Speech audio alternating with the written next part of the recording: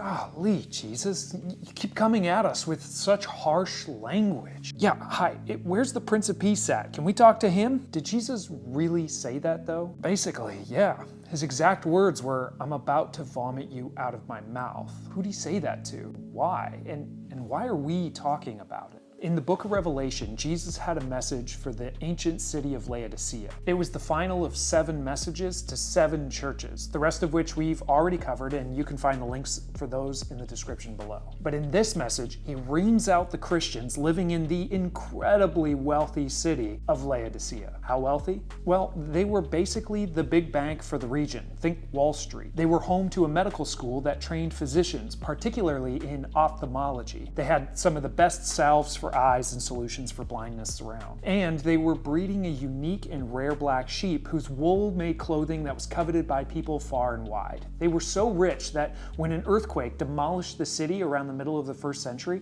Rome offered to send aid to help them rebuild. And they refused. We don't need help. We've got money.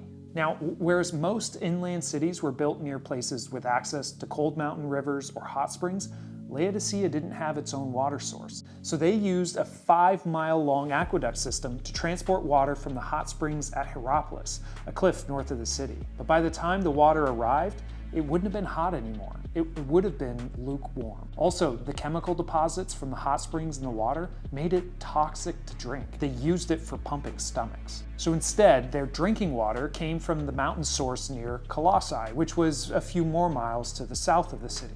But that cold water, after traveling a few miles in the Turkish sun, also ended up lukewarm. And the trouble with lukewarm water is that it isn't good for anything. Cold water is refreshing. Hot water can be used for cleaning or therapeutics, but lukewarm water, it's useless. So when Jesus says, I know your deeds, that you are neither cold nor hot, I wish you were either one or the other, he's talking about the uselessness or even the non-existence of any kind of fruit from their faith. Your deeds are not refreshing. They're not cleansing, they're not healing or therapeutic, they're useless in your city. That's why Jesus says, so because you are lukewarm, neither hot nor cold, I am about to spit you out of my mouth. That word spit, though, is actually better translated as vomit.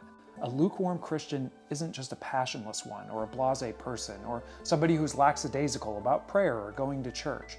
It's a person whose faith is fruitless. They don't bring a therapeutic, refreshing, cleansing presence to their city. It's a person whose presence is pointless.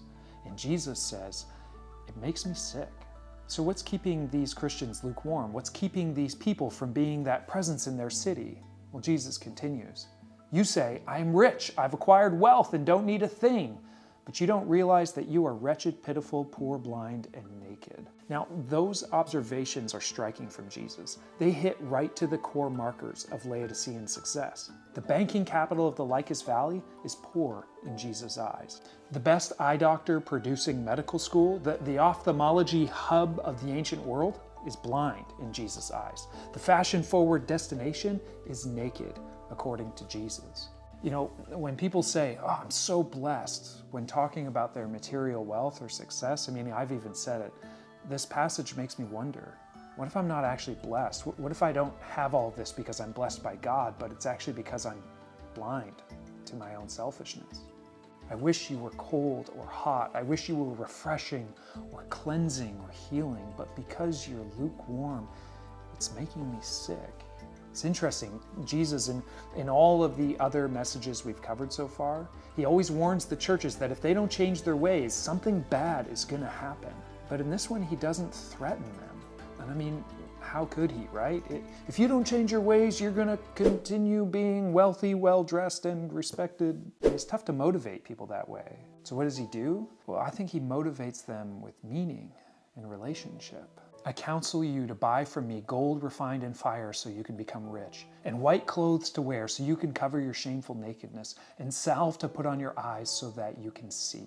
Now, he's obviously not talking about real gold or clothes or eye powder. This is more spiritual, right? Jesus has something to offer in relationship that will bring meaning and value to their lives. Those whom I love, I rebuke and discipline, so be earnest and repent. Here I am, I stand at the door and knock. If anyone hears my voice and opens the door, I will come in and eat with that person and they with me. Don't reject me the way you rejected the help of the Roman emperor. Open the door. Welcome me in, says Jesus. Now, often this is taught as you just need to open the door of your heart to Jesus. And that's all well and good, but that's not what this means. The door is not to your heart. It's not even to your house. It's a reference to the recurring theme throughout Jesus' teaching. He would talk about the kingdom of heaven this way, sometimes as a groom returning home to his house, hoping his bride will be waiting up for him, or a master returning back to the compound, expecting his servants to be waiting for him. It's not the door to your house. It's the door to his house. And when he enters, he expects you'll already be there, and that together you'll enjoy a celebratory meal together.